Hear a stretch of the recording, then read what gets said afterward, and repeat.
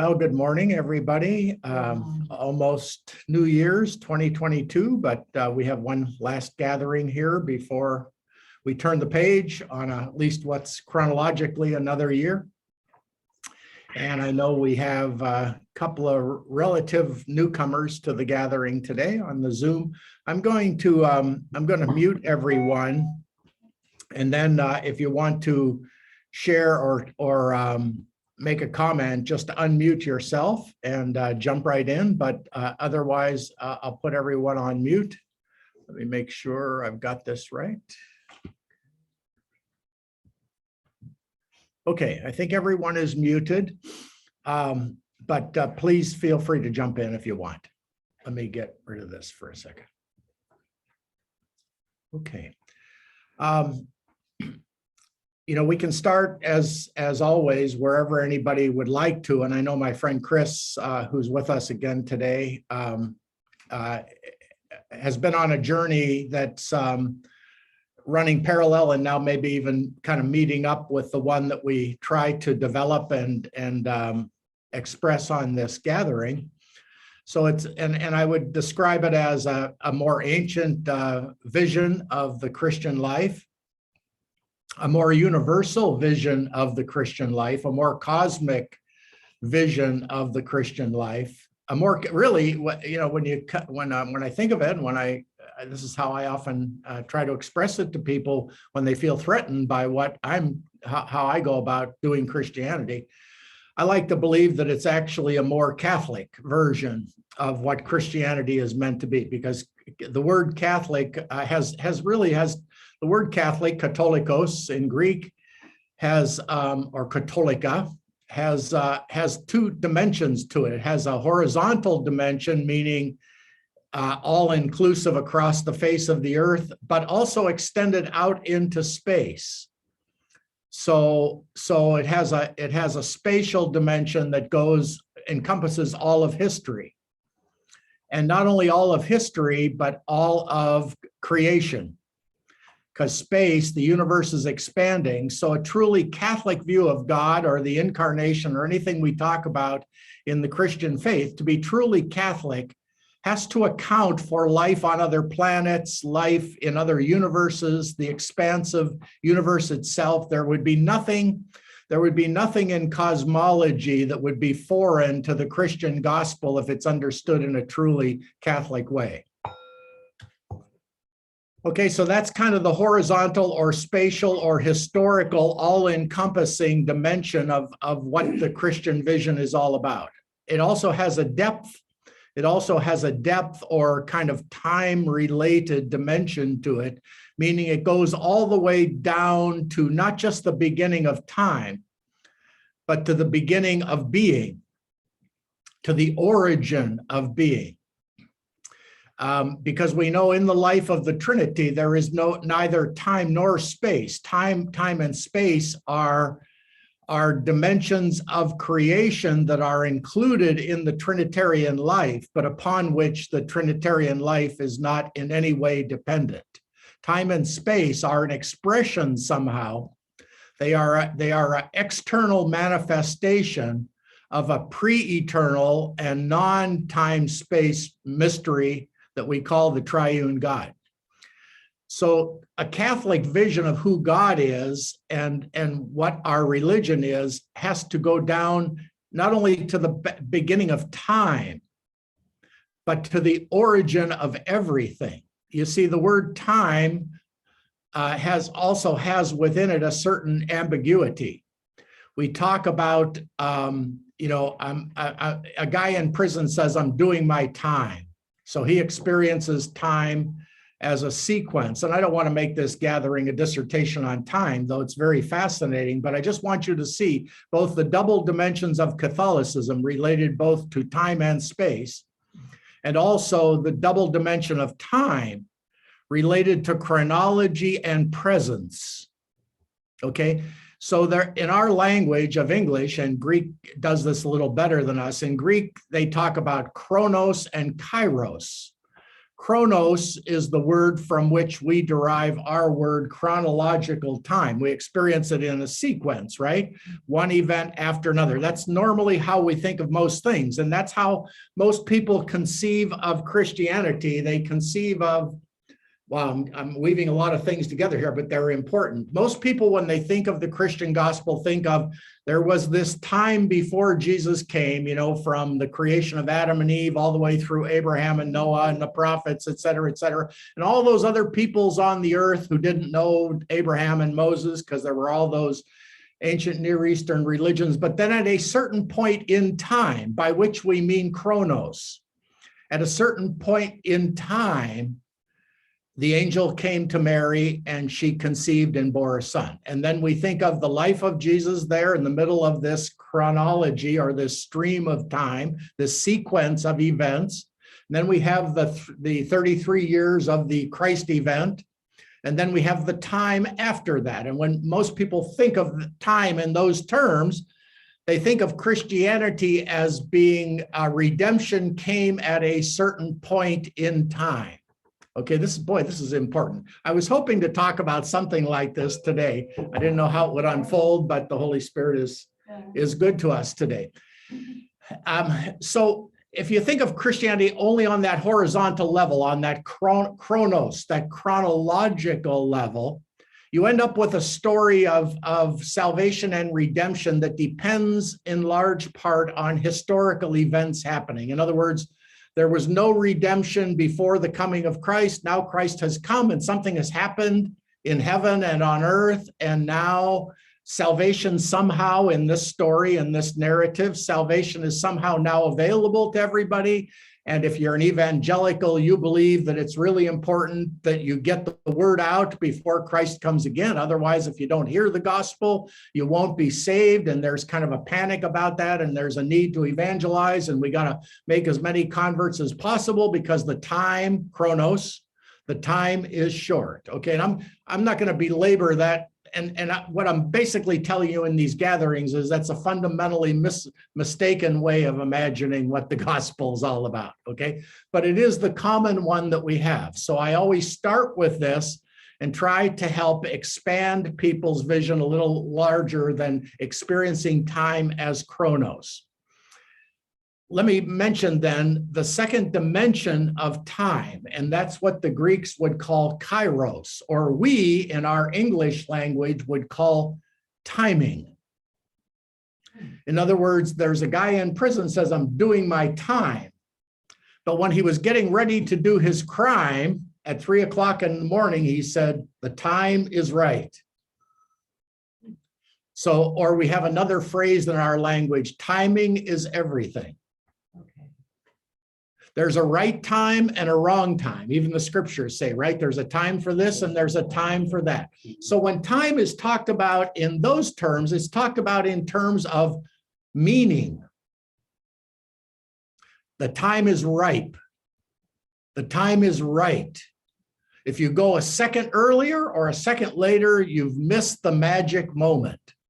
Okay, so there are two dimensions to time. There's a dimension of meaning or presence. In other words, some people just know this is the right moment to speak. This is not the right moment to speak. People who don't have that awareness are oblivious to the meaning of life because they only see life in one dimension of time as a sequence of events. And when you see time like that or experience time like that, actually nobody always does all the time, because time itself is a function of a person's interior disposition. If I'm bored with life, time drags on. When I'm doing what I love, time flies by. Time itself, when you really stand back and take a look at it, time itself is a function of where a person is internally. So in a larger context, time is a function of the person, not person of time.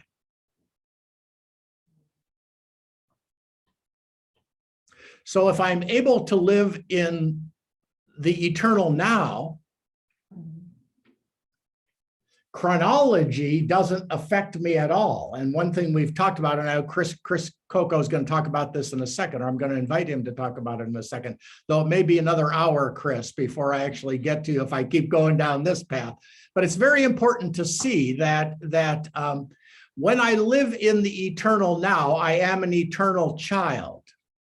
In other words, I have a core identity that even though my body matures and my mind matures and I go through adolescence and the rest of it, the unique person that God created me to be is eternally new, is eternally young, is eternally pristine, is eternally perfect. Now, there is a sense in which that original perfection that I am in God, who is I am. When anybody asks you, who are you? You always say, I am she who is in him who is I am. I am in the great I am. My ammingness, my isingness, my existence, my identity, my being comes from the one who is the source of all being, that the scriptures call the great I am. Okay, so we see now that there are two dimensions of time. There are two dimensions of Catholicism. And both of the dimensions of Catholicism are infinite. They stretch out infinitely across time, but they also stretch out infinitely down to the origin of being and to the farthest reaches of whatever has been brought into being by the great I am. Everybody kind of with me, at least intuitively here? Okay, that's why when describing the event of the incarnation, the scriptures say, in the fullness of time, God sent his only begotten son. In the fullness of time. What does it mean, the fullness of time? Okay, I'm not going to talk more about that, but in other words, Christ came into the world at the right moment, and yet the salvation of the world is not dependent upon the moment in which the incarnation occurred. Though the common narrative of salvation has it that way, because most people cannot conceive of their lives in any other manner than chronologically, okay? But chronology does not do justice to the identity of the human person who is known by God before the foundation of the world. So before there was any time and space, you and I were in the mind and heart of God. So our existence does not begin in chronology, and it does not end in chronology. And the meaning of the incarnation and the mystery of the incarnation neither begins nor ends in history. History is incorporated into the mystery of the incarnation, not the other way around. Holy cow, maybe I'm getting a new year of mystical insight here. Anyway, all that being said, so what I'm trying to do on these gatherings, and I'm so happy we had a new, we still have, my friend Vicky is new to our gathering. She's very, very ill with a cold. I hope it's not COVID, but even if it is, you will recover. I am so happy. So, and Chris is relatively new. I know Carol's a little bit new. So I just want to, and I'm realizing I need to refresh this vision every week when we have these gatherings, because it is so other than the one that we've all been kind of educated into. And it is trying to change a person's narrative of salvation is like trying to turn around the Titanic. And there are very few who even have an interest in learning about it. So I appreciate so much those who tune into these gatherings and gather here in the house with me to talk about this stuff. So, and I realize that because it is ever new, and it to me, it's all also every day, it's more astounding than the day before.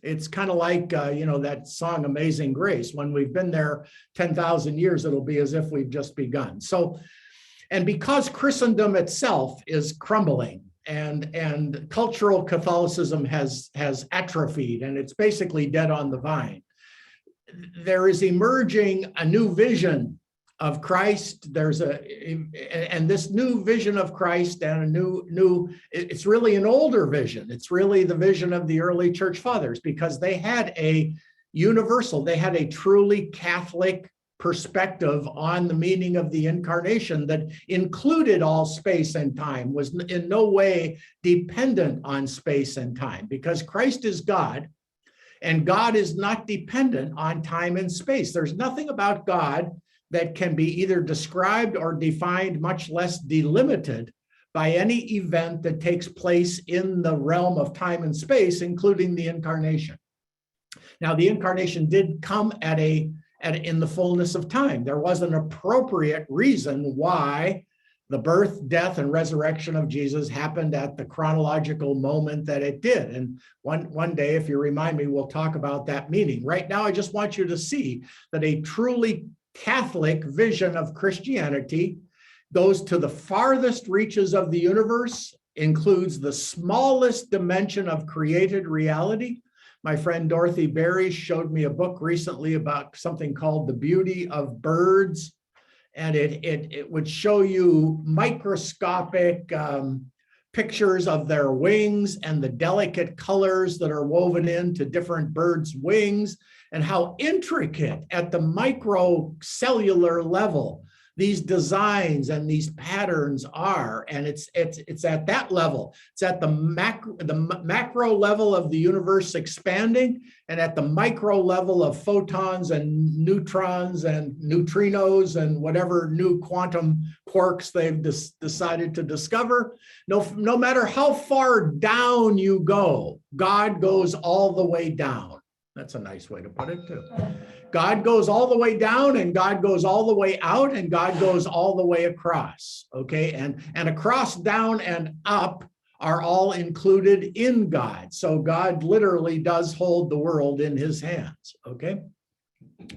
Now that's the framework for these gatherings. So whatever we say of Jesus the Christ has to include all those people in the world and all those beings in the world that have never heard the name Jesus of Nazareth. In other words, he is Lord of all creation. We celebrate him as Christ the King. He is the King of creation, which means that he is, in some sense, intimately known by and connected to every bird, animal, bug. This is why the Hindus, they have such a love for life, because they recognize, without knowing Jesus or believing in Jesus, they recognize that even at the insect level, there is a life there. There's a kind of life there that is precious. Life from life, God from God, light from light. That's why the Hindus and many other Eastern religions look at creation as almost virtually an extension of God himself, because creation is life. To be created is to have a certain kind of life. Even as Teilhard de Chardin used to say, or the great novelist Annie Dillard, if you ever read one of her books, she's got a lovely book with a title called Even the Stones Can Talk. Yeah. And that's true. There is a kind of a level of energy. There's a kind of level of movement. Any molecular scientist will tell you that even at the inanimate object level, there's a movement. There's a kind of life of the object that does not belong to the object. It's given to the object. So having said all of that, we're here to try to explore together what would a transhistorical Catholicism, Christianity look like? What would a Christianity look like that started with a vision of Christ before he was conceived in the womb of Mary in Nazareth? Because we know that the conception of Jesus in the womb of Mary was the incarnation of the eternal Word who was with God in the beginning. And when you read the proper translation even of those words in John, in the beginning, as well as in Genesis, in the beginning, both texts start with the same phrase. The real translation is not in the beginning, because that's a chronological kind of flattening of the mystery. The way it really reads in Greek, and I'm not a Greek scholar, but the one I follow makes a cogent and, to my mind, convincing argument for this translation. In the origin, okay? And in the origin was the Logos. And in Greek, the word Logos means in the beginning was the inherent meaning of God. Not only of God, but in the beginning was the inherent meaning of God and of creation. So the inner form of creation, all the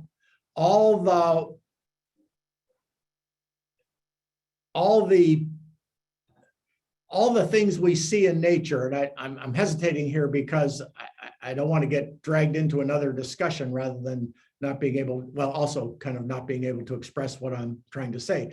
The inner form of everything that is in creation is also contained within the Logos. The Logos is not only the meaning or the inner form of God, but it's also the meaning and inner form of all things that are created by God. The Logos is the one through whom and for whom and in whom God the Father creates everything that is.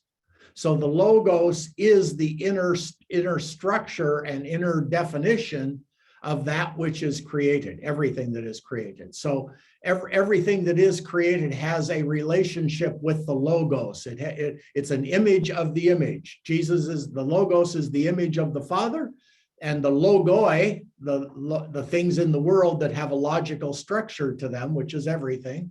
Flowers have a logical structure, elephants have a logical structure, human beings have a logical structure, tables have a logical structure. The logoi, the inner structure of things, comes into things through the inner structure of God, who is the Logos. So Jesus is the image of the Father, and things in the world are images of the image. So everything in the world is created by the Father through the Son to reflect some dimension of the Son's own inner life and glory. Okay, so all of that, then that's pretty mystical, but that's the path down which we go here each and every week in the gathering. So with that context said, one final line here, and then I'm going to ask Chris to dovetail with me here. One of the, and this vision that I'm purveying to you comes primarily, not exclusively, but primarily from the early church fathers, and in particular from two early church fathers, St. Athanasius the Great, who was the kind of main advisor to the Council of Nicaea, from which we get our creed. He was the one who coined the phrase consubstantial with the Father, which means God from God, light from light, true God from true God, one in being, not just in likeness, one in being with the Father, through whom all things were made. For us men and for our salvation came down from heaven. Okay, so we know that. St. Athanasius, the other person who had the cosmic vision of Christ going down right to the micro, subquantum level of plants and all created objects, was St. Maximus the Confessor. He talked about the cosmic liturgy. The whole cosmos glorifies God if we only have the eyes to see it.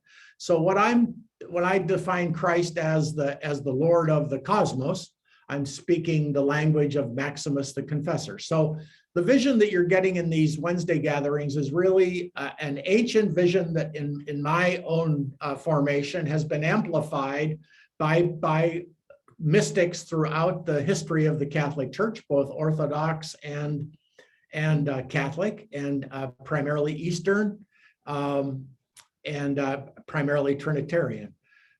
So it's an early church vision of Christianity. And in the early church and throughout the history of Christianity, there have been those who wanted this mystical interpretation of the Gospels, wanted to understand who God and who Christ were before the foundation of the world.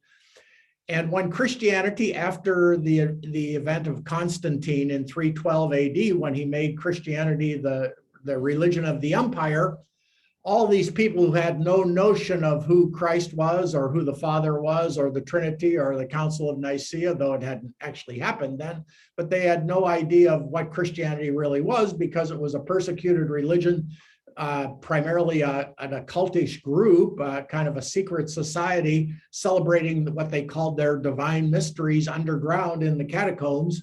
When they came out, everybody was supposed to be a part of them, but that would be like, what would it be like? Be like opening the door to some secret society, and now everybody's welcome in, but they wouldn't have any idea what the rituals were about. They would have no idea what the words were about. They would think it was hocus pocus, but if the emperor said do it, we're gonna do it. So if you go through this initiation process to become Christian, we'll go through it too. So everybody was baptized with water, and now you have a whole world of essentially baptized pagans who have no notion of what the apostles taught or what the martyrs died for.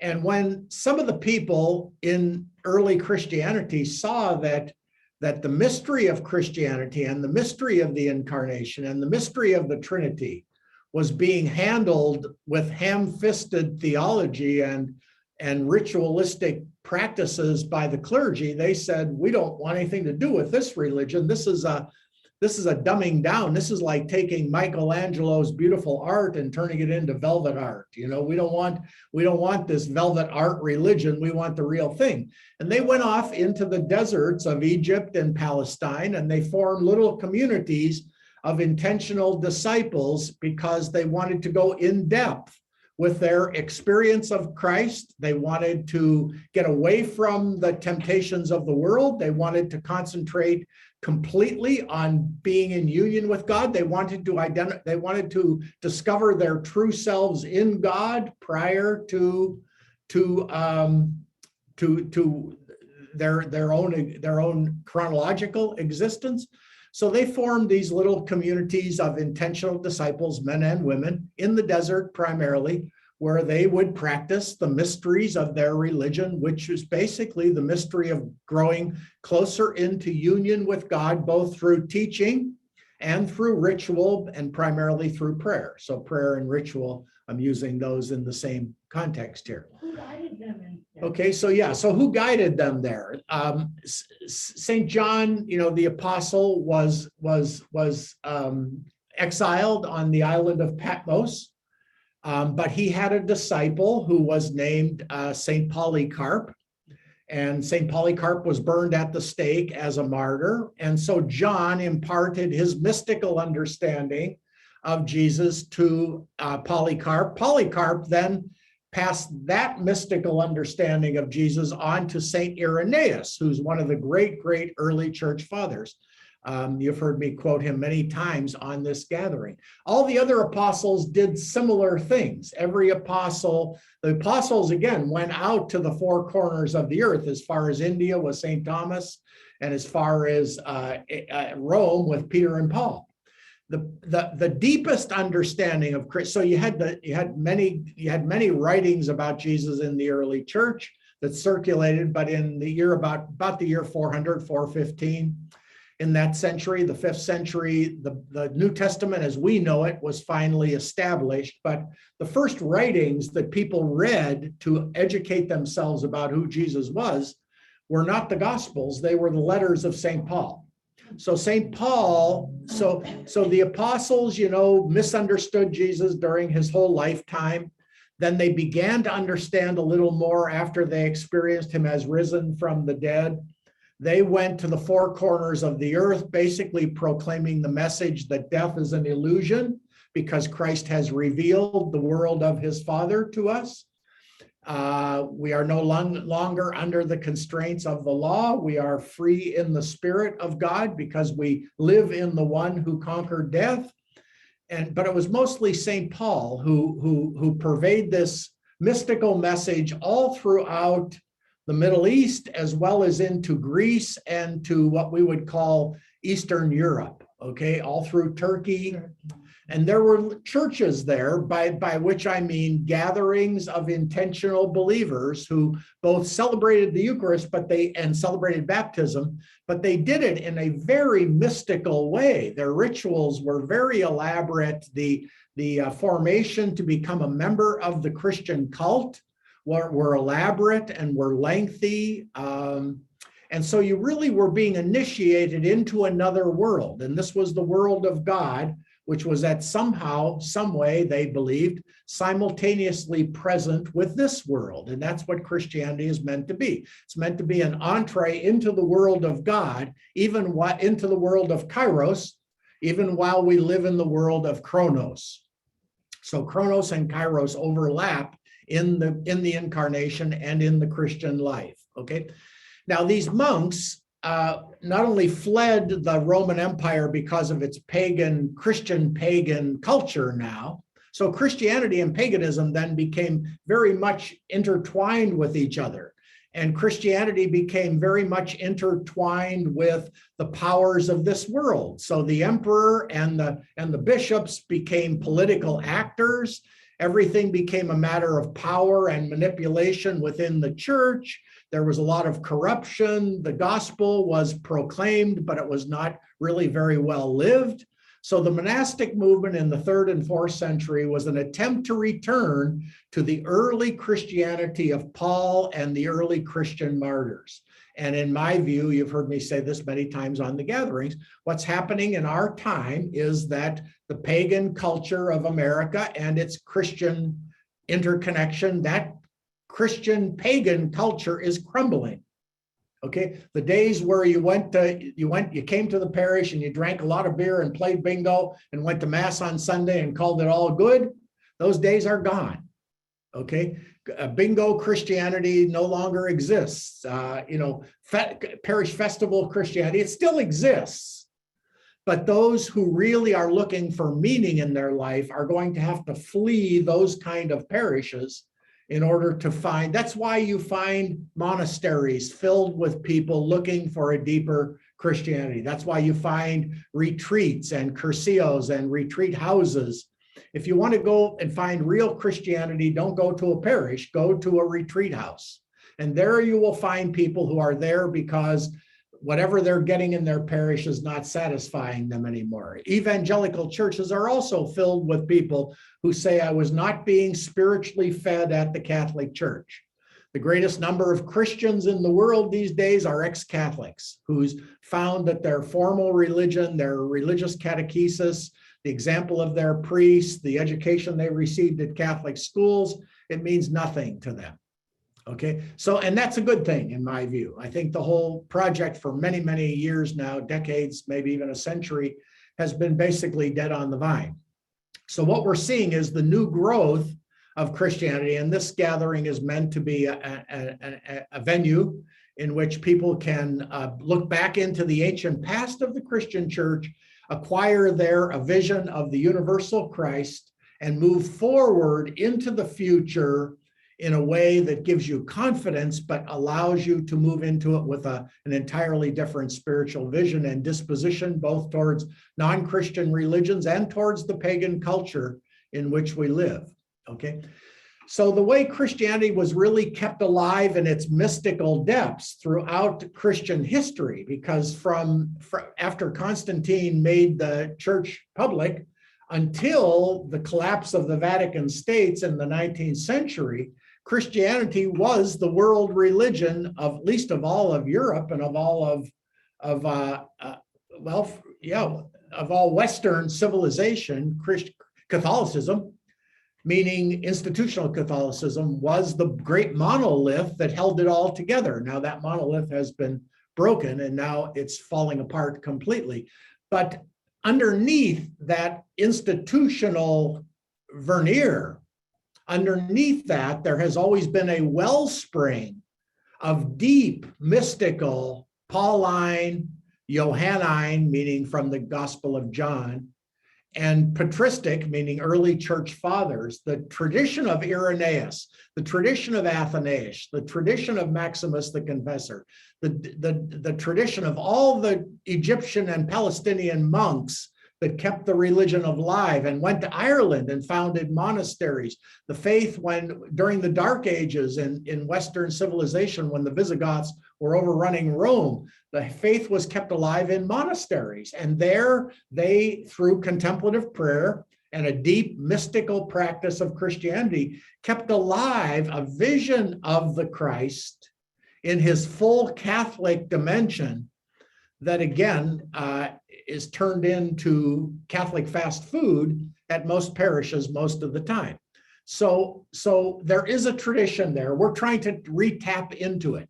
The Second Vatican Council the Second Vatican Council was an attempt to reconnect with the early sources of the Christian faith, meaning the early church fathers and those monks who lived in the desert. And that movement was known as the Ressourcement movement. Return, it's in French, return to the sources, return to the beginning, return to Paul, return to the monks.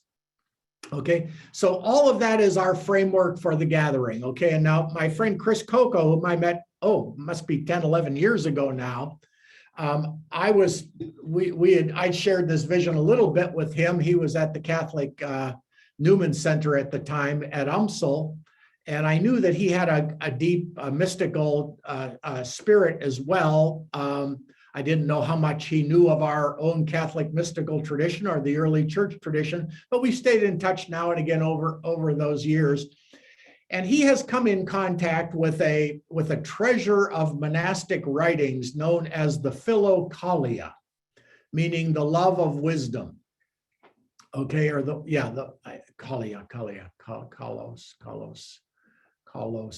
My Greek is escaping me here. Let's for the time being, we'll call it the love of wisdom.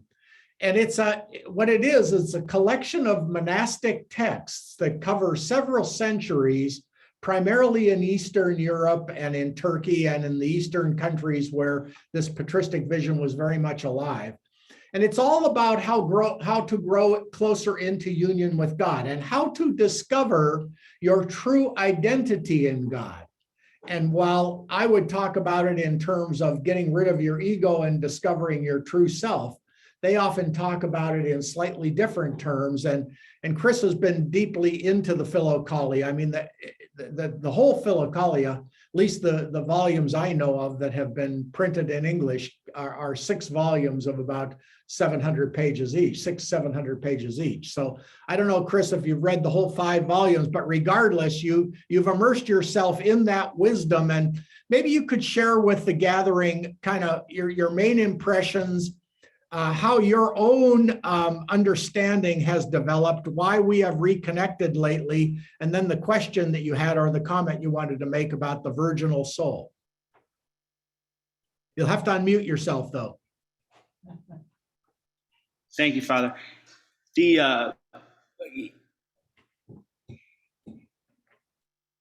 a convert. I was actually a convert from paganism, just the unwashed, I guess. But the introduction to this was actually, do you remember you had that class at the seminary? Oh, that's right. Eastern. I don't know. I forget the name of it, but it kind of introduced me to some of these, like Saint Basil the Great. But a lot of this came from a big Dostoevsky fan. That was like the jumping off point of my whole sort of second baptism. So I read Brothers Karamazov numerous times, and I finally got it. I read everything he wrote, but then he read the Way of the Pilgrim. That was the inspiration for the book. So I thought, well, I'll read the Way of the Pilgrim. So I read that, and then the Way of the Pilgrim was inspired mostly by it's about the pilgrim's interaction with the Philokalia. So I said, I thought I'll just tackle this on an afternoon. But as Father said, it was quite a feat. A lot of full disclosure, a lot of it I read, or a lot of it I listened to, because I retain a lot more through listening than reading. But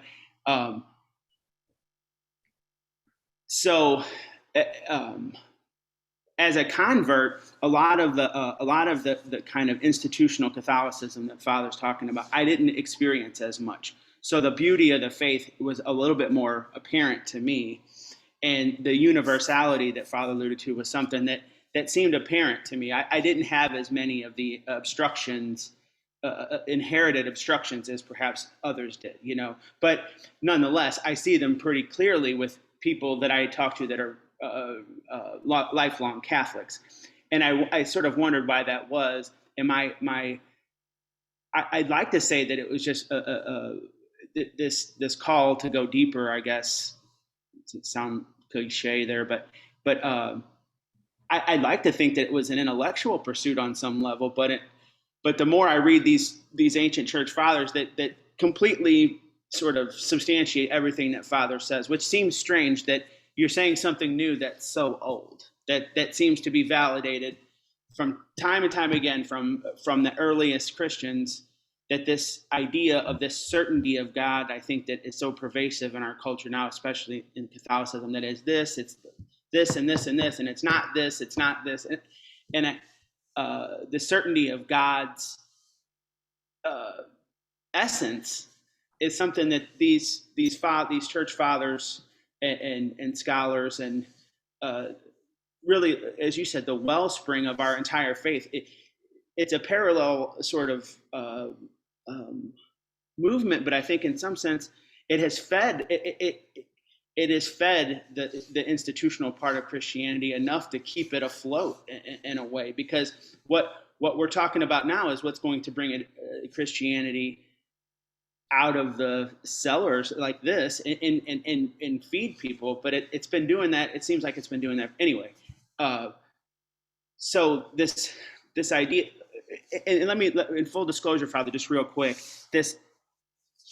this universality or universalist kind of approach, or sort of polytheism where God is everything, and my own sort of Orthodox Christianity sort of immediately repels this idea of God as being something universal, and I mean not universal, but God in all things. And it sounds, I've read a lot of Buddhist philosophy, a lot of Buddhist literature, and it's kind of smacks of that, and that emptiness and detachment and those things. So I have to kind of override that instinct to kind of focus in on what something like emptiness and detachment really means. But the this idea of virginal, I guess you were asking me to talk about this, or referred to, is that the idea here, Greg, the last contributor to the Philokalia before the oppressively long index is Saint Gregory Palamas, and he says,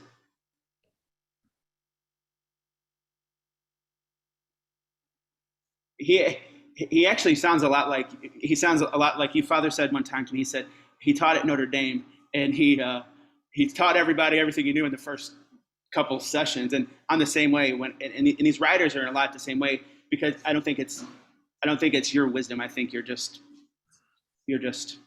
a vessel for those. But Saint Gregory of Palamas, in the last chapter of his contribution to the Philokalia, says, "For angels are characterized by virginity, and if you cleave to virginity, you emulate them with your body insofar as possible, or rather, to them you emulate the Father who in virginity begot the Son before all ages, and also the virginal Son who in the beginning came forth from the virginal Father by way of generation, and in these latter times was born in the flesh of the virginal mother, who likewise emulate the Holy Spirit, who ineffably proceeds from the Father alone." And this is the kicker: not by way of generation, but by way of procession. Hence you practice true chastity in the soul and body. You emulate God and are joined to him in imperishable wedlock, embellishing every sensation, word, thought with virginal beauty. Now, I thought that that was exactly what you had been saying, and by virginal, I just meant like, I meant taking a vow. My sort of Western understanding of, but that's what and that makes more sense to it almost exceeds the concept of virginity, the whole idea of not being sexually active or it so exceeds that it kind of puts that whole some of this uh, semantics hangups that I have, semantical sort of hangups I have to rest. But um, I guess that was pretty much the gist of it, as far as I understood. Perfect. Well, thank you for sharing that. I think it's good could you just read that quote by Gregory Palamas one more time? Because, and I'm not expecting everyone on the gathering to try to get their head around this. Try to get your heart around the way that this man is writing, because I want you to understand that what Gregory is saying here is said a million times over in many different ways by other people. It's a symphony of rhetoric that takes you, it itself is so excessive and so beautiful that the rhetoric itself, even if you don't understand the content, almost elides you into the heart of God. So just read that one more time, Chris. Of course. For the angels are characterized by virginity, and if you cleave to virginity, you emulate them with your body, insofar as this is possible. Or rather, prior to them, you emulate the Father who in virginity begot the Son before all ages, and also the virginal Son who in the beginning came from the virginal Father by way of generation. That's the part. That's it. Yeah. And in these later times was born in the flesh of a virginal mother. You, likewise, emulate the Holy Spirit, who ineffably proceeds from the Father alone, not by way of generation, but by procession. Yeah. Hence, if you practice true chastity in soul and body, you emulate God and are joined to him in imperishable wedlock, embellishing every sensation, word and thought with virginal beauty. Wow. Okay. Well, thank you for that very much. Yeah. Well, If I may just say one last thing, that's just one paragraph that validates your view, your emphasis on this ancient sort of idea or non-idea of God. The whole book is that. I mean, for all of these monks and all of these great thinkers to kind of come to the same conclusion in different parts of the world, obviously they were in contact with one another, but it's not as though they had emails or they were like, these aren't peer-reviewed articles or something, you know? No, that's right. I think they these conclusions. Yeah. I'm sorry. That's good. Oh man, that there is just so much in what you said. I better check the time here so that we don't go over today. And Chris, if I'm understanding you right, because you were so, it was that last part about being proceeding rather than being generated that I think struck you as speaking to the virginal dimension of God and of our life in God. Or the the purely creative, the purely grace-filled sort of condescension of just a gift of grace that's so supernatural and so sort like I always think of the Holy Spirit hovering over the waters or God knowing our name before before the pillars of the earth were established. But the majesty of creation that exceeds just the idea of procreation. This idea that I was something before I was physical, and that we're all sort of in this template of begottenness rather than just in a creation with ancestors, physical in a physical Yes, sense. yes. You've mystically, you've grasped it at its root, really. It's a beautiful revelation that God has given you. And I think as you continue to sit with it and contemplate it, your ability to express it will develop and amplify as God desires. But you are on to exactly the right thing. And I want to validate your full disclosure about the misgivings about a Buddhist Christianity or a Hindu-like interpretation of Christianity, because Christianity is not Buddhism and Christianity is not Hinduism. However,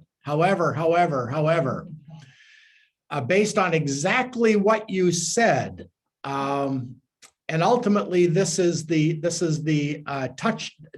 touchstone for Christianity moving forward with all these other religions. What we do have in common with them, and this is what I think they have a more acute sense of than we do, Chris, which is exactly what you're talking about. Everything that proceeds from God, which is everything. Everything that proceeds from God is of God.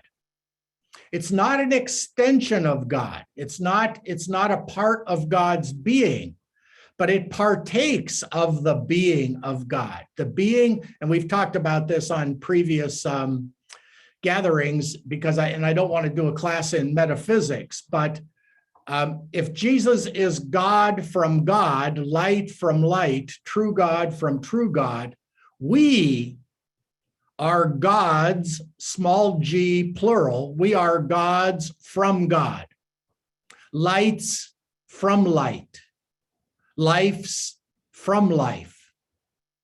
And that is also true of all created reality. All created reality partakes of the life of God. That is to say, it is sustained and imbued and upheld and loved into being by the presence of God down to the submolecular level. You can't, no matter how far down you go, that's what I meant earlier about the in-depth Catholicism that we're talking about here. God goes, the presence of God, the sustaining love of God, not the essence of God. This is where Gregory of Palamas in particular distinguish between the essence of God and the energies of God. The energies of God, by which he meant basically what we in the West call grace. The point being that even at the most fundamental level of any created particle in reality is the grace of God or the presence of God. Or if you like Gregory of Palamas's language, the energies of God, the sustaining spirit of God, the creative spirit of God, the presence of God. There's a thousand ways and no way in which you can say it adequately, but nothing that exists on its own power. Everything derives, the world, the created world is derivative from God. It derives from God. It proceeds from God, not in the same manner that the sun proceeds from God. Another word that's often used to describe the relationship of creation with the God from whom it comes is to describe creation as emanating from God. There are dangers historically with the history of heresy. There are dangers in describing history and creation as an emanation of God, because it does sound, and it is in fact, too Hindu-like, it's too Buddhist-like. The world is not God, and God is not the world, but the world is in God, and God is in the world. This is the fundamental paradox of God's relationship to the world. The world has what philosophers call, and I find this word extremely helpful, the world has a participative relationship with God. It partakes of God. Everything in the world partakes of God, like a branch partakes of the vine. The vine is primordial. The branch is an extension of the vine, but it is not identical with the vine. It could not exist without the vine. The vine could exist without it. But it exists because the vine is vining. The vine is vining in the branch. And God is Godding in creation, without creation being an extension of God. Boy, is that good. Yes. Okay.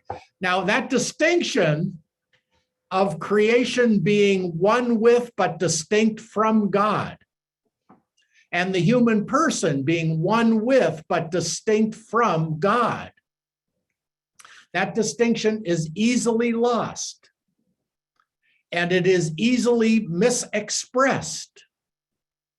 Every time I teach this, when I teach this vision, when I purvey this vision as an actual academic course, whether at Paul VI or in the diaconate program for the Archdiocese or elsewhere, when I give talks to priests or other groups, here's what happens. Inevitably, there's a small percentage of people who come up and say, my greatest compliment ever, I didn't understand a word you said, but it made absolutely perfect sense. The greatest compliment I could ever be paid. And then if I hear from somebody like my friend Vicky, who's still on the call, I believe, who says, where can I learn more about this? My heart delights because I say, aha, finally, an intentional disciple, because I want this world to open up to everyone.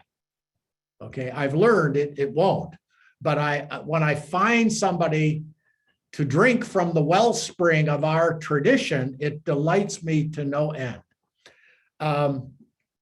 Then there's a lot of people who say it was good, and my course ratings have always been very high when I've taught this course, but then there's always a small minority, maybe 1% or less, who write to the Archbishop and say he's teaching Hinduism, he's teaching Buddhism, he's a heretic.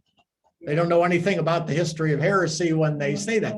And indeed, listen, everything that I'm talking here about and every question that Chris raised, and the difference between procession and generation, between creation and generation, between being begotten and being made. These distinctions wars were fought over these distinctions in the early church. Anathemas, people were burned at the stake for believing that made was the same thing as being begotten.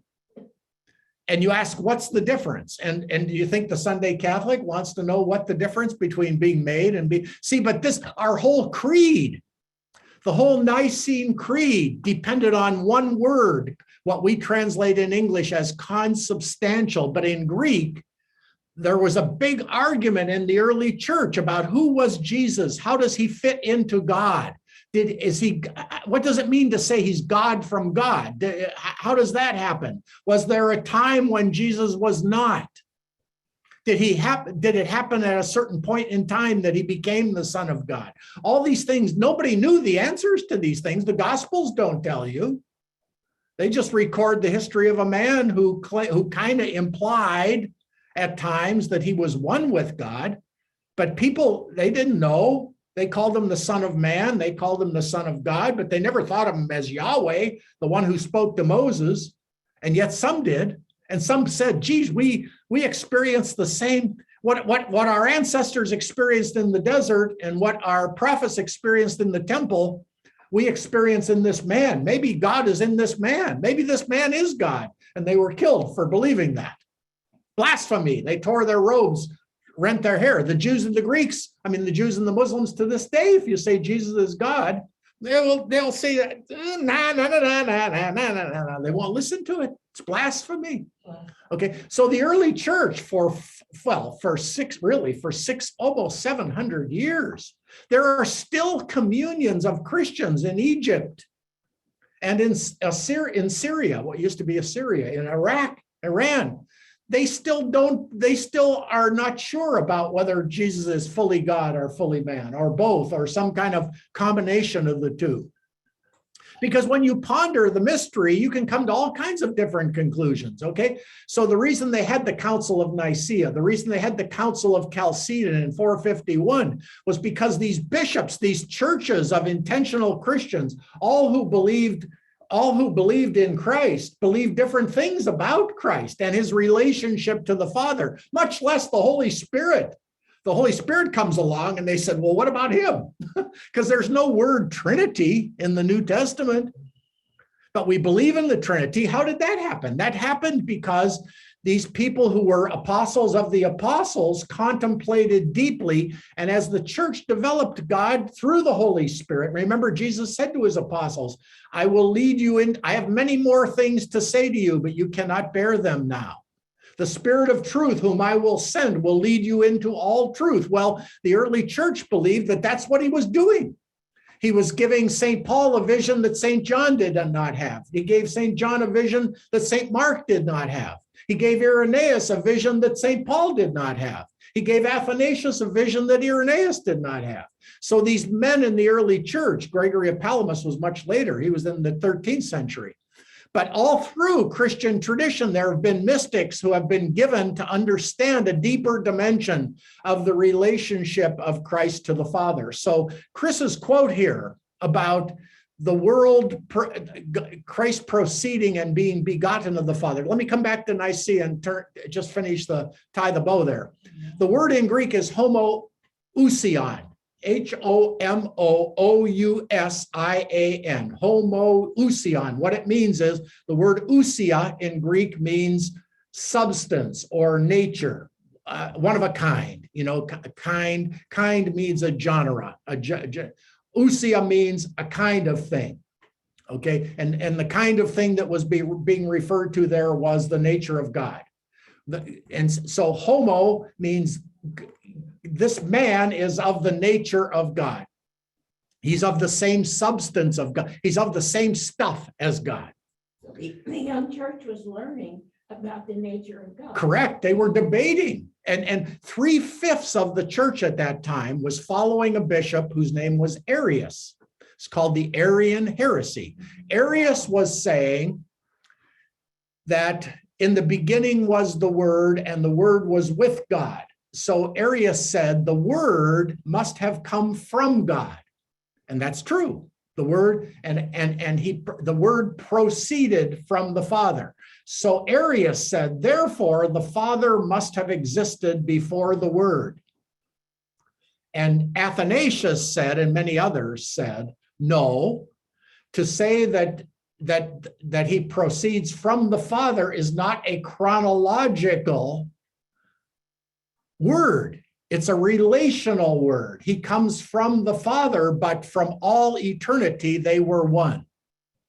Meaning he is distinct from the Father, but he is one with the Father, but he is not the same as the Father, but he's one in being with the Father. So these were the distinctions, and Greek is very nuanced in being able to articulate. So Arius said, Jesus is not homoousion, he's homoousion, homoiousian. And so the early church fathers after Nicaea said the whole history of Orthodox Christianity depended on a single iota, which was one letter, the letter iota, I, in the Greek alphabet. Athanasius said, but most of the church was in agreement with Arius. They said, sure, Jesus always says the Father is greater than I. Look at it right there. This is known as the heresy of subordinationism. Jesus is less than the Father. There was a time when the Son was not. They used to go through the streets of Alexandria. These two like the Trump supporters and the anti-Trumpers, when they get fighting with each other. That's what was happening in Alexandria. You had the Arians and you had the Athanasians or the Orthodox. And they were shouting at each other. They had battles. People died all the time. They argued about homoousion and homoousion more than the Cardinals and the Cubs fight with each other. In the early church, it came to wars. And depending on which emperor was in power, they would persecute the other church. They tried to wipe them out. They tried to wipe out the Arians tried to wipe out the Orthodox. And when this went through all the middle Turkey, Greece, all those Mediterranean countries there, modern day Romania, Iraq, these Christian churches fought with each other all the time. So the councils were an attempt by the emperor to bring these warring bishops back into communion with each other. And what has happened over the centuries is that these different cultures of Christianity, the Greek culture, the Turkish culture, the Armenian culture, the Iraqi culture, the Iranian culture, they have their own culture. They have their own way of thinking about Jesus. They have their own way of praying about Jesus. The only thing that holds them all together is they all say, at least the churches that are in communion with each other. And it's like looking at, when you look at the forms of communion that exist in the church, it's like looking at a Venn diagram. You know what a Venn diagram is? Overlapping circles of agreement, one group of churches in the East agree with each other, but they don't agree with Rome. Some of them agree with Rome, but don't agree with the other ones who don't agree with Rome, but they do agree with them. And so there's all these overlapping where we recognize communion with the Church of Romania, or we recognize communion with the Greek Church of the Ukraine, and there are at least 23, 24, 25 different ways of imagining Christianity in the ancient Near East and ancient Middle East, as well as today. If you go to the Middle East today, you can go. Now, what holds them all together, nothing holds, I'll tell you, there is something that holds them all together, and that is the Eucharistic liturgy. The problem is that not the problem. They all celebrate the liturgy. They all celebrate it in their own way. They all believe that the mystical presence of Christ drawing the whole cosmos into communion with himself is somehow mystically and mysteriously, they call it the mystery, mysteriously, God in that celebration of the liturgy is pulling all of time and all of creation into its original virginal unity with himself. That's what they believe. They all believe that. There are some, and they all believe that when they receive the bread and the wine, they're receiving the real body and blood of Christ. But when they think of who the Christ is, they think of him in different ways, depending on which culture you're in. Okay, so they imagine his relationship to the Father. They all agree, for the most part, they all agree with the Nicene Council that he is one in being with the Father. But when you look at the language, when you look at the Syriac language and you look at the Egyptian language, and the Coptic church is in Egypt, when you look at the Egyptian language and you look at the Syrian language and you look at the Ukrainian language and you look at the Turkish language, and you see the way they describe the relationship of Jesus to the Father, you say you have to be a part of that church in order to understand how they experience God. So each of these churches is a new way of entering into the mystery of Christ. And if you're familiar with their liturgies and their spirituality, like the Philokalia, or the writings of Saint Isaac the Syrian, or the writings of John of Damascus, or the writings of Macarius of Egypt, if you're familiar with their writings, it draws you into an understanding of the relationship of the Father, Son, and Spirit, and the church, and the world, and the cosmos, and creation in a way that you're never going to get when you drive through Catholic McDonald's on Sunday. So that's what we're trying to explore with folks here. Now, there are and Chris is exactly right. This mystical tradition of Trinitarian union of creation with God through the celebration of the liturgy and the existence of the Christian mysteries on the face of the earth. This vision of God's restoration of creation to communion with himself, restoring it to its virginal state of proceeding from him without blame, holy and blameless in his sight. That vision has been alive in the church the whole time. That's institutional church has been, in some senses, bastardizing the message and giving poor witness to the mystery. It's always been there. The underground stream of mystical understanding and spiritual fertility has been feeding the church in every century. So no matter how institutional and how corrupt the church becomes, there is always the presence of the Spirit. There is always the voice of God calling people into deeper union with himself. Takes lots of different forms and different configurations of devotion, help people get into that place, whether it's the devotion to the Sacred Heart or the development of the Rosary or the example of pilgrimages in the Middle Ages. There's thousands of Catholic devotions and Christian devotions, Orthodox devotions, that if they're used properly can draw you into the mystery that feeds them all. But cut off from the mystery, cut off from the wellspring, cut off from the underground stream of living water, cut off from that, these practices atrophy and they die. And so we're seeing a lot of that now. I'm a little harsher on that than maybe Chris's want to be. I want to finish today. I know we've got some questions, but it's important for me to keep this vision going while I still have the thought and the inspiration and the breath to do it.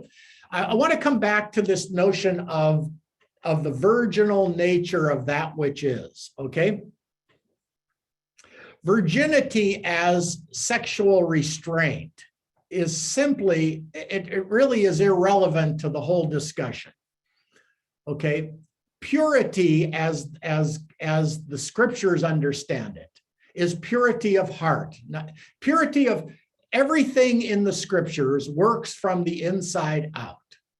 Okay, we have been educated into Christianity from the outside in. We have started with the rituals and the routines, and we hope that we get to the soul. Real Christian formation starts by developing within people a sense of God's presence in everything they see and in everyone they meet and in everything they do. Montessori education does this beautifully. They develop a sense of gratitude, and they develop a sense of respect, and they develop a sense of sacredness in the human person. They look at children not as objects to be manipulated and shaped into a certain form, but that the child already comes into the world with a God-given form, what one author calls an interior form of sealed orders. Everybody holds in their heart a little envelope from God. And inside is that little white stone that Revelations chapter 2, verse 17 refers to, your true name in God. Okay, we all proceed from God as virginal creatures, not sexually virginal, though we are that as well. Sexual virginity and chastity is an outgrowth of a cultivation of purity of heart, which comes through primarily through contemplative prayer. Okay, and in no other way. You can wear a chastity belt your whole life and take any vows you want and still not have a pure heart. So external chastity is of no value at all. In fact, very often, if you've ever met a bitter old maid or a bitter old monk, and I've met them both, they're chaste, but you wouldn't want to spend one. That's why Jesus, when he saw Mary Magdalene, recognized a virginal heart. My ways are not your ways. Jesus says to Peter, you're thinking like human beings do. You're thinking chronologically. You must think in terms of kairos. The time is right. It's time for her rebirth. It's time for his rebirth. Okay, so I was talking about Montessori. So virginal refers to the way everything that comes from God comes from God. Everything that is, again, to go over this again and again and again, because it's so important. And that is this, that everything that is comes from God. Everything that is of God. Everything that is partakes of the life of God in its own form. So a stone partakes of the life of God in the form of a stone. Bluebirds partake of God in the form of a bluebird. The particular form that accounts for all the ways in which those birds are the same, that form comes from the Son of God, who is the form of God. Jesus is the form of the forms. Okay? So every inherent essence in nature, every kind of thing that there is in nature. You see, these words, again, these Greek words were debated in the church. What's the difference between essence and nature? Well, in our language, they're the same thing. They are that which account for the kind of thing a thing is. So if a thing is a stone, you might have a rock here and a boulder there and a white stone here and another kind of stone here. But what they have in common is they have the form of being a stone. By form, I mean the nature. Okay, stones are not snakes. Snakes are not frogs. Every object in creation has a form and a matter to it. This is St. Thomas Aquinas now. Form and matter constitute the being of a thing. Well, the form of the forms is the logos. And every form in creation, every logos in creation is already in the logos of God, who is the Son. That's why we say all things were created through him, all things were created by him, all things were created for him. All the forms in creation come from the form of God, who is the second person of the Trinity, the Logos, in the Father from all eternity. That is really good. So now to our main point. Now, given that fact, all the forms in creation are perfect as God imagines them. All the particular instances of those forms are created by God or come from God. You can use the word, for our purposes, you can use to say something comes from God as you could say it is generated by God. You could say it. What you can't say is that it's begotten by God. Begotten means something fundamentally different. And if you remind me, I'll talk about it at next gathering. It would take us too far afield right now. But everything that proceeds from God is of God. And it's beautiful and it's perfect because it has inherent within it a form from the form. And the form of God is the Son, and the Son is perfect, and God is perfect. So everything that comes from God is perfect in its coming from God. Okay?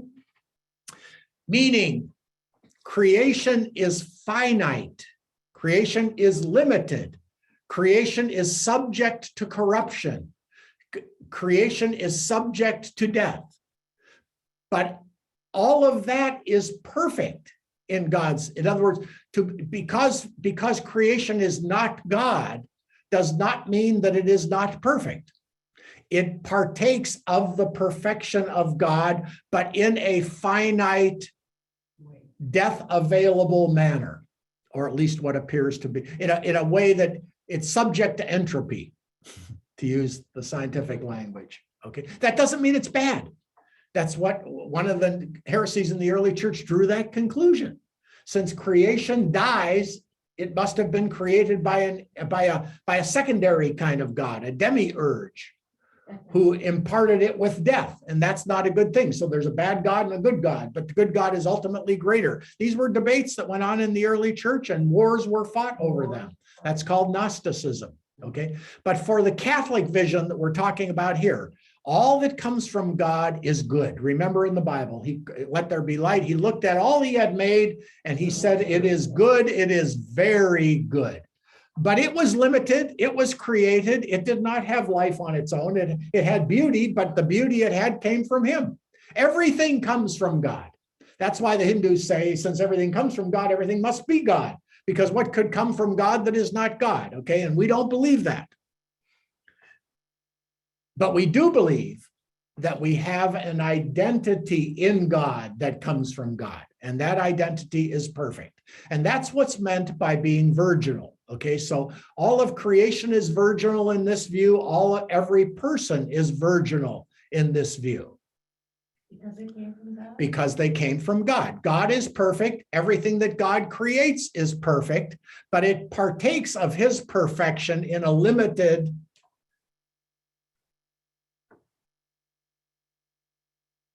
decomposing manner. Okay. Now, death, that is to say, it doesn't last forever. It can't last at all if God's power is not present to it. You know, they used to tell us in second grade, if God stops thinking of you for 1 second, you would not be. Wow. Right? So we exist as a thought of God. We exist because God is present to us. And we wouldn't be if he weren't. Okay. So that's why St. Paul can say, in him we live and move and have our being. Have our being. Okay. We do not have a separate existence from God.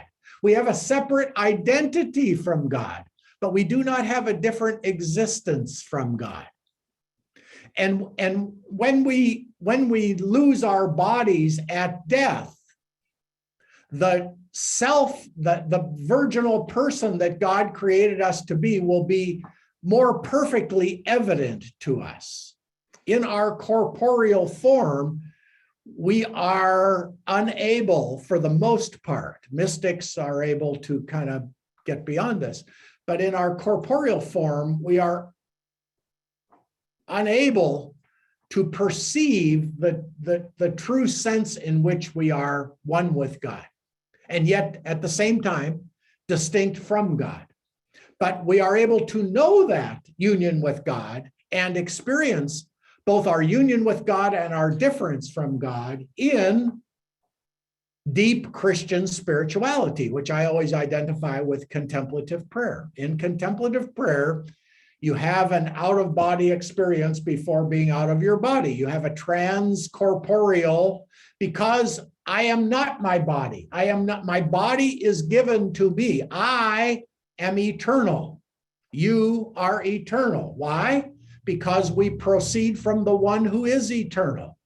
And not only is everything that he creates perfect, but everything he creates is also eternal, not in the form that you may see it in creation, but in the form that he envisioned it when he gave it to the Logos as a logoi, as a logos in the Logos. That's why we as Christians believe in a new heaven and a new earth.